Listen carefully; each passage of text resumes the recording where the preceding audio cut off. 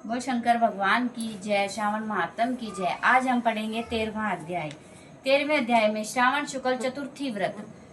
भगवान शंकर सनत कुमार से बोले, अब मैं तुम्हें श्रावण शुक्ल चतुर्थी के व्रत के बारे में बताता हूँ। दुर्गा गणपति व्रत के बारे में सुनो। त्रिलोक्य में प्रसिद्ध इस व्रत को भगवती पार्वती ने श्रद्धा पूर्वक किया था। इस व्रत को सरस्वती, इंद्र, विष्णु, कुबेर, अन्य देवता, मुनि, गंधर्व, किन्नर आदि कर चुके हैं। यह व्रत सब प्रकार के पापों को नष्ट करने के लिए किया जाता है।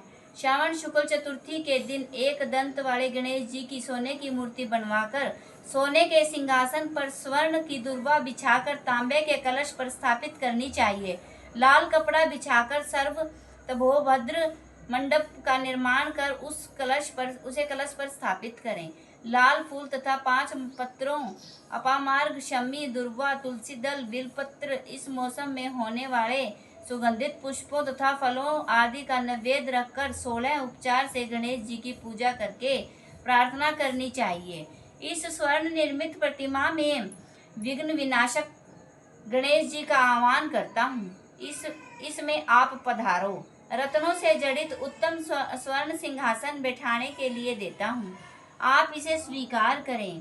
हे पार्वती पुत्र, हे विश्व व्याधिपिन, हे सनातन, मैं आपको प्रणाम करता हूँ। मेरे विघ्नों का नाश करें। हे सुरश्रेष्ठ, लाल चंदन चर्चित मैंने भक्ति पूर्वक वन अक्षों को चढ़ाया है, आप इसे स्वीकार करें। लोगों के अनुग्रह के लिए तथा दानवों के विनाश हेतु एक दंत यह आपका पतवार है।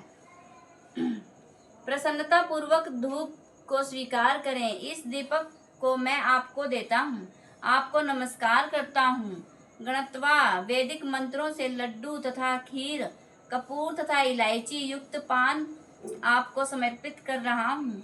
हे गणेश्वर, हे गजाध्यक्ष, हे गजानन, हे गौरी पुत्र, मेरा व्रत आपके प्रसाद से परिपूर्ण हो। जो प्राणी 5 वर्ष तक व्रत कर उद्यापन करता है वह अपने मन वांछित पदार्थों तथा वस्तुओं को प्राप्त कर लेता है और अंत में देह त्याग कर मेरे लोक को प्राप्त करता है। यदि इस व्रत को कोई 3 वर्ष तक करे तो उसे सब सिद्धियां प्राप्त हो जाती हैं और अंत में मेरे लोक को जाता है।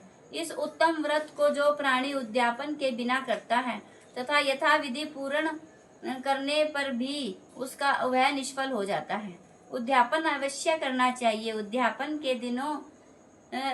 के दिन तिल को जल में मिलाकर स्नान करना चाहिए। फिर गणेश जी की 1 पलकी या आधे पलकी या चौथाई पलकी सोने की प्रतिमा बनवाकर उसको पंचगव्य द्वारा स्नान कराकर दुर्वा से पूजा करनी चाहिए। निम्नलिखित मंत्र द्वारा पूजन करना चाहिए। हे गणाधीश, उमासुत, विघ्न विनाशक, आपको नमस्कार करता हूँ। हे विनायक, हे ईश पुत्र, हे सर्वसिद्ध प्रदायक, हे हेम वक्र, हे मूषक वाहन, हे कुमार गुरो, मैं आपको नमस्कार करता हूँ। उपरोक्त सभी नामों से आपका अलग अलग पूजन करता हूँ।